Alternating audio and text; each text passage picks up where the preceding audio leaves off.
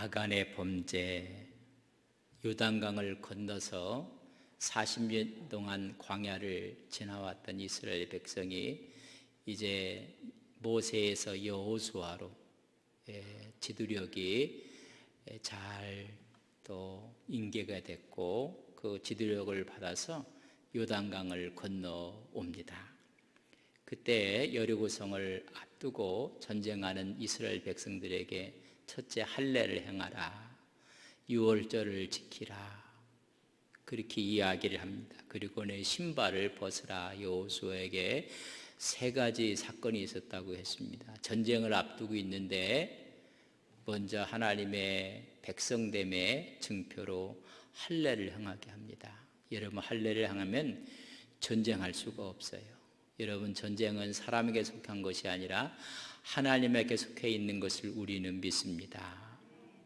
철저하게 하나님 중심으로, 그리고 너희들이 유월절을 지키라. 감격스러웠던 구원의 그 사건을 여러분 지키라는 것입니다. 그리고 군대대장이 나타나서 여호수아에게 내 신발을 벗으라. 스승이었던 모세에게도 내가 선자는 거룩하니 내 발에서 신을 벗으라. 주권을 내려놓고 하나님의 주권에 순응하는 모습을 우리는 볼 수가 있습니다. 그 후에 여리고성이 여러분 하나님의 전략대로 함락이 되었습니다. 그 다음 두 번째 전투가 아이성 전투였는데 여리고성은 견고하고 큰 성읍이었습니다. 그런데 하찮은 성읍 아이성에 패배를 당하는 모습을 우리는 성경에서 7장에 보게 됩니다. 이게 어찌 된 일인가?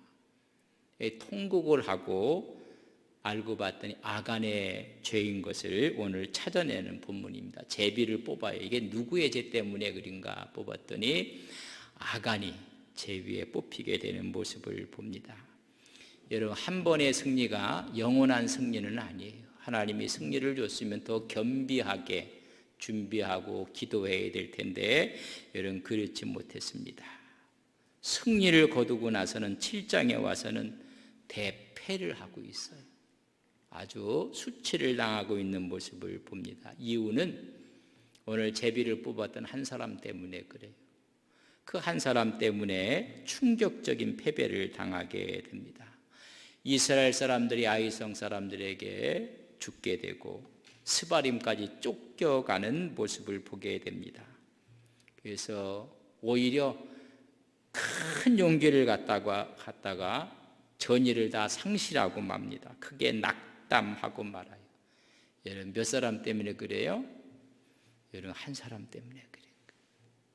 우리가 한 사람 때문에 승리하기도 하고 한 사람 때문에 넘어지기도 하고, 기도하는 한 사람을 위해서 승리가 있는가 하면 죄에 사로잡힌 한 사람 때문에 전체가 어려움을 당하게 되는 것입니다. 하나님께서 여리고성을 점령할 때 한 가지 원칙을 줬어요. 그 원칙이 여호수아 6장 18절에 보면 너희는 온전히 바치고 그 바친 것 중에서 어떤 것이든지 취하여 너희가 이스라엘 진영으로 바치는 것이 되게 하여 고통을 당하게 되지 아니하도록 오직 너희는 그 바친 물건에 손대지 말라. 너희들이 승리할 건데 그 모든 것은 다 누구 것이다? 하나님의 것이다. 그래서 그 손대지 말라는 원칙을 하나 줍니다.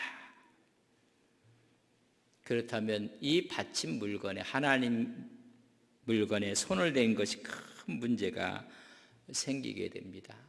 성경을 이렇게 신구약을 쭉 보면 하나님께서 이스라엘 백성들에게 요구하는 게 있습니다.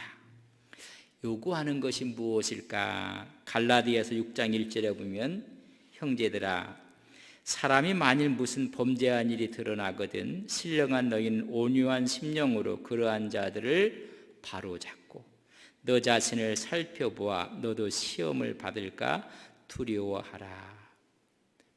문제가 있게 되면 아주 온유한 심령으로 그 문제 있는 사람을 바로잡으라는 것입니다. 살펴보라는 것입니다. 모두가 시험을 당할까 봐 두려워하라.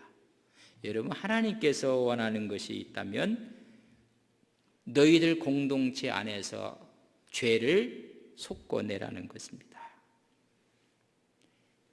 히브리서 3장 13절에 보면 오직 오늘 일하여는 동안에 매일 피차 권면하여 너희 중에 누구든지 죄의 유혹으로 완고하게 되지 않도록 하라. 죄의 유혹이 들어와서 아주 고질적인 죄성을 가진 사람이 있으면 그거 솎아내라는 것입니다. 그렇게 권면하고 있어요. 오늘 이 큰 전쟁을 이기고 나서 조그만 전쟁에 졌을 때 그럼 우리에게 문제가 무엇인가? 바로잡아야 될 것이 무엇인가? 권면해야 될 것이 무엇인가? 강팍해져 있는 것이 무엇인가? 그래서 그들에게 권면하는 겁니다. 그리고 권면해서 그것을 들으면 한 공동체 안에서 함께 들어올 수 있습니다. 만약에 그런 문제가 있는데 책망을 했어요. 근데 듣지 않으면 마태복음 18장 17절에 보면 만일 그들의 말도 듣지 않거든 교회의 말하고 교회의 말도 듣지 않거든 이방인과 세례와 같이 여기라. 권면하고 권면해서 하나가 되도록 하는 것입니다. 왜냐하면 누룩처럼 번져나가는 여러분 습성이 있습니다. 그걸 경계하기 위해서 하나님께서는 요구하시는 것이 있어요. 하나님의 공동체.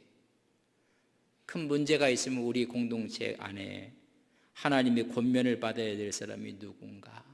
스스로 살펴보아서 죄의 유혹으로 완고해진 사람은 없는가? 욕심으로 오히려 포장을 하고 있는 사람은 없는가? 그렇기 때문에 야고보서 1장 15절에 보면 욕심이 잉태한 즉 죄를 낳고, 그러니까 죄가 있는 곳에 가보면 뭐가 있다는 거예요? 여러분 욕심이 다 또아리를 들고 있다는 것입니다. 오늘 아간의 욕심이 여러분 죄를 불러오게 된 거예요. 사욕이 사심이 욕심이 잉태한 즉 죄를 낳고 죄가 장성한 즉 사망을 낳느니라. 이렇게 권면하라고 이야기해주고 있는 것입니다. 그래서 오늘 아이성의 이 실패의 원인이 무엇인가를 오늘 우리는 한번 이해를 하면서 우리가 그런 우를 범하지 않도록 하나님 앞에서 우리가 살아가야 되지 않겠는가. 여리고 성을 무너뜨렸던 그들은 이 정도 성이야, 다 올라갈 필요도 없다, 우리 2,3천 명만 올라가도 가능하다. 그래서 여러분 3천 명이 올라갑니다. 올라갔다가요 패하고 도망 오고 마는 모습을 봅니다. 7장 4절에 보면 백성 중 3천 명쯤 그리로 올라갔다가 아이 사람 앞에서 패해서 막 도주하고 말았습니다. 그 이유가 있어요. 7장 11절에 보면 이스라엘이 범죄하여, 죄가 있다, 범죄하여 내가 그들에게 명령한 나의 언약을 어겼으며 또한 그들이 온전히 바친 물건을 가져다가 도둑질하고 속이고 그것을 그들의 물건을 가운데에 두었느니라. 여러분, 한 사람이 범죄했음을 말해주고 있습니다.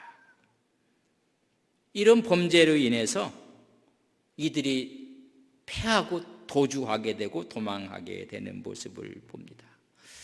이게 가장 큰 이유 중에 하나이고, 또 하나의 이유가 있다면 참 너무나 안일하게 대응을 했어요. 7장 3절에 보면 여호수아에게로 돌아와 그에게 이르되 백성을 다 올라가게 하지 말고 이 3천 명만 올라가서 아이를 치게 하소서. 그들은 소수이니 모든 백성을 그리로 보내어 수고롭게 하지 마소서.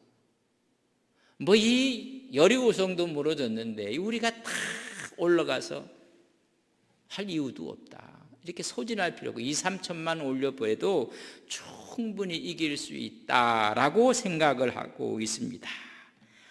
안일한 생각을 한 것입니다.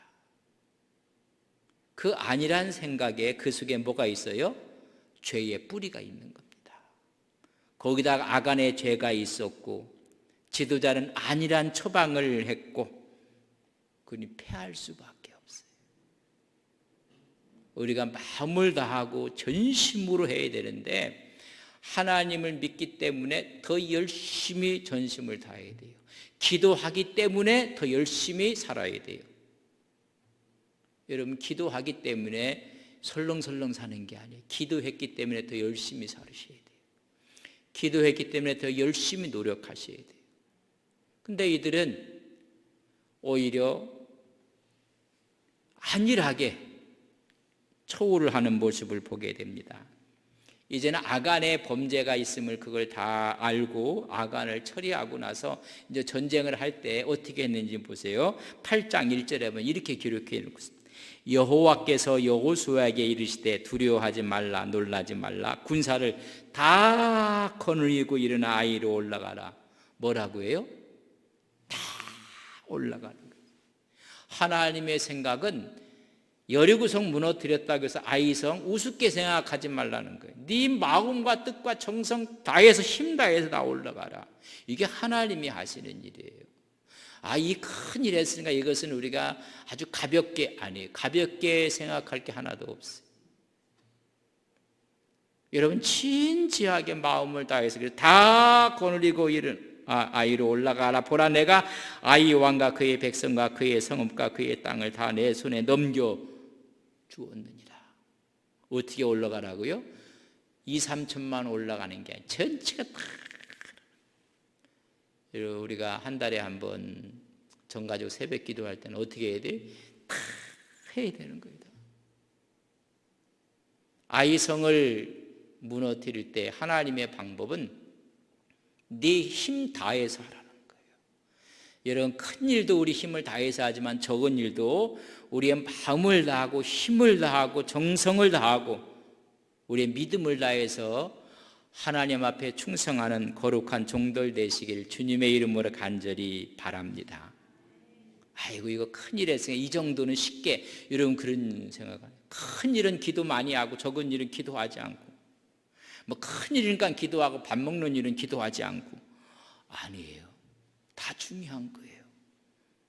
여기서 우리가 꼭 배울 게 뭐냐면, 아이성은 어찌 보면 그들 생각대로 2, 3천만 올라가도 돼요. 그러나 그들이 죄악 때문에 망하고 말았어요. 근데 그 다음에 올라갈 때 하나님은 다 가라고 한 거예요. 다 가라. 다.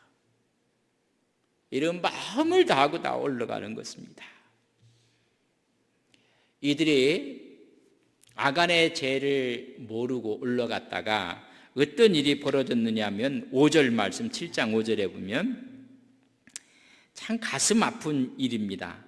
아이 사람이 그들을 36명쯤 쳐 죽이고 성문 앞에서부터 스바림까지 쫓아가 내려가는 비탈에서 쳤으므로 백성의 마음이 녹아 물같이 된지라.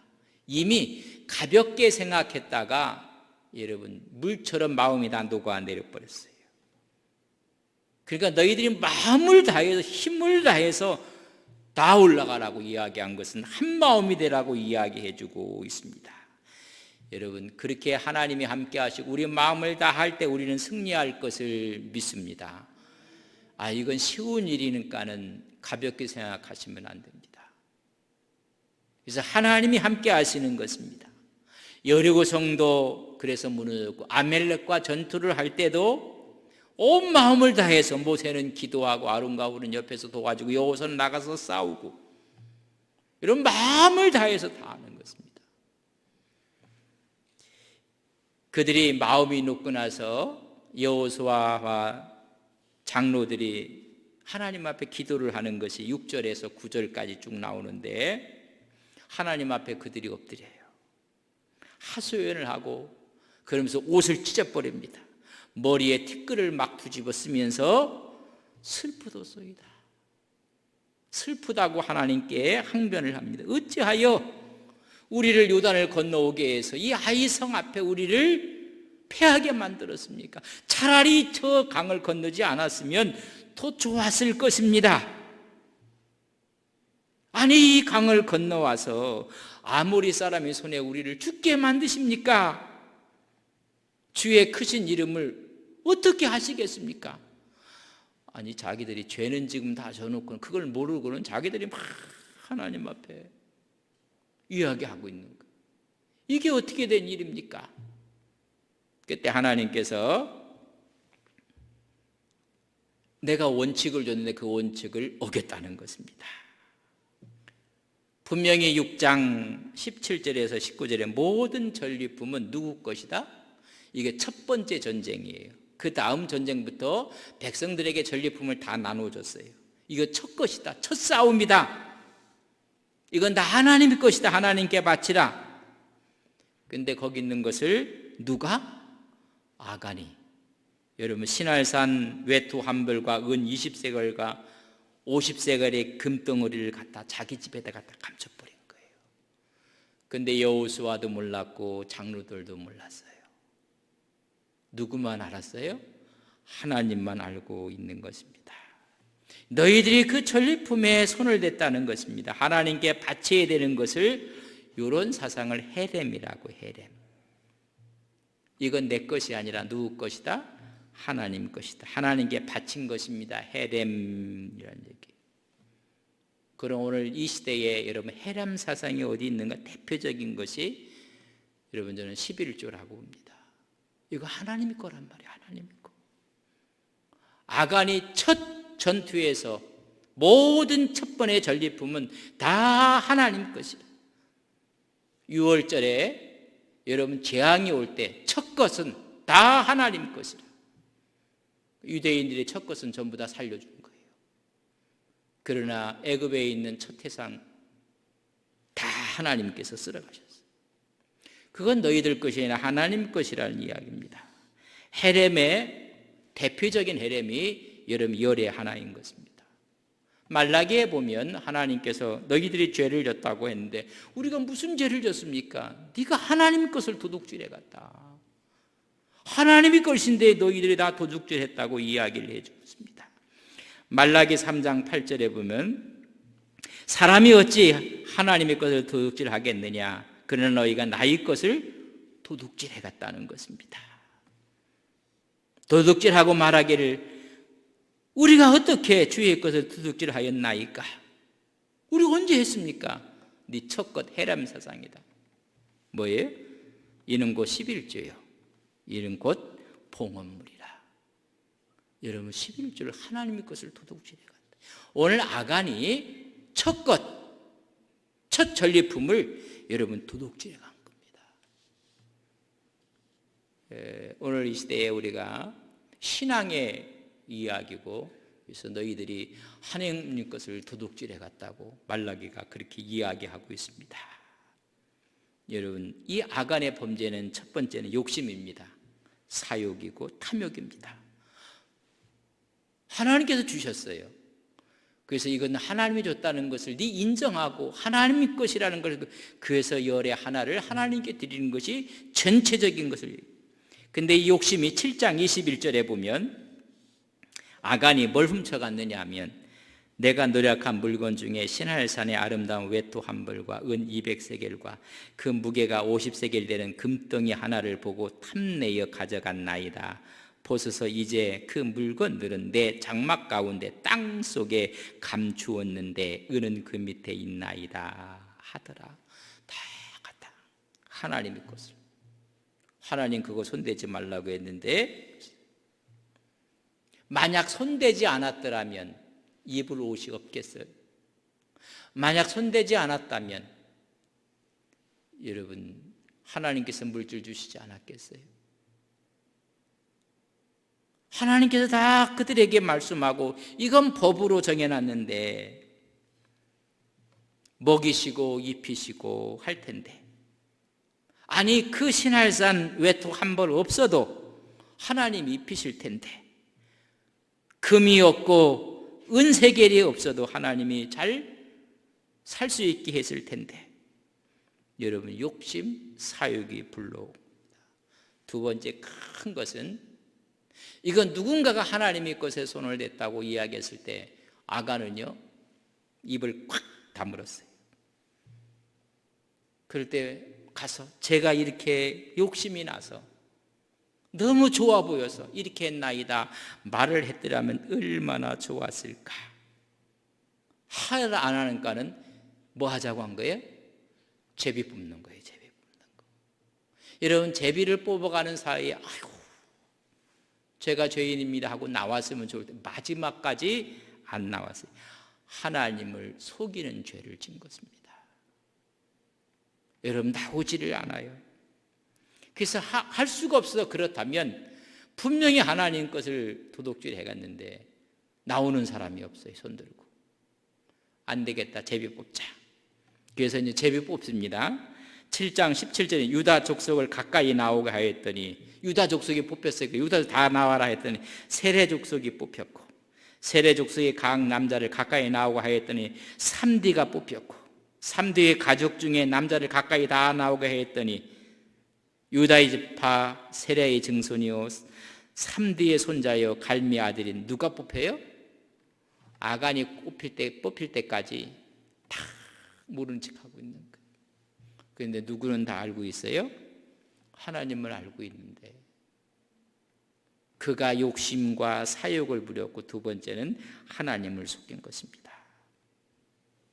사람은 속여도 하나님을 속일 수 없다는 사실을 알게 돼요.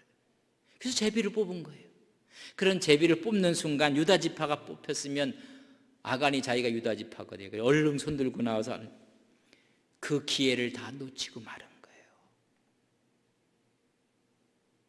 아니, 유다 지파가 뽑히고 그 중에 세레 족속이 뽑히고 그 중에 3D의 가족이 뽑히면 이건 손들고 나오야 될 텐데 그렇지 않아요. 여러분, 죄라는 게 이렇게 무서운 것입니다. 여러분, 누구를 속여요? 하나님을 속이는 것입니다. 하나님의 은총의 기회를 다 잃어버리는 거예요.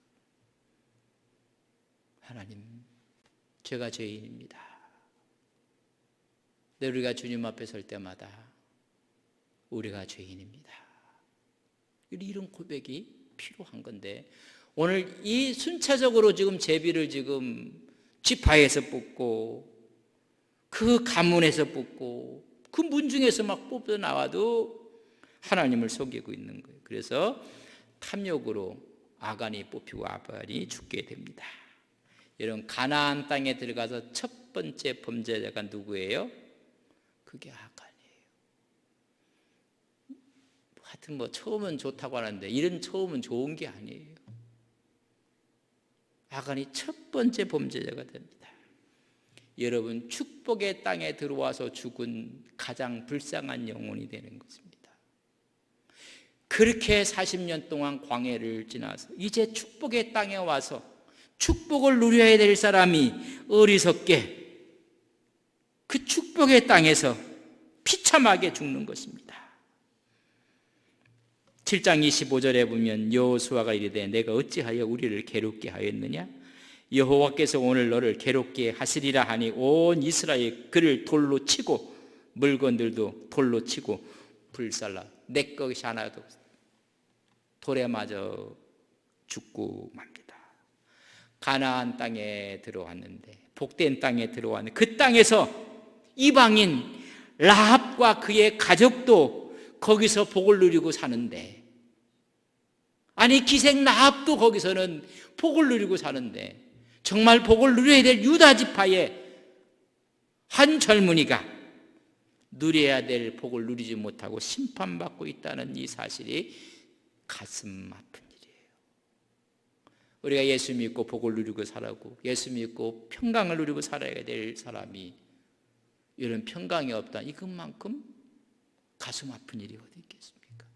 저는 안동 서부에 오시는 모든들마다 하나님의 은혜의 복과 축복의 은총이 함께 하시기를 간절히 바랍니다. 복을 누리고 사는 거예요.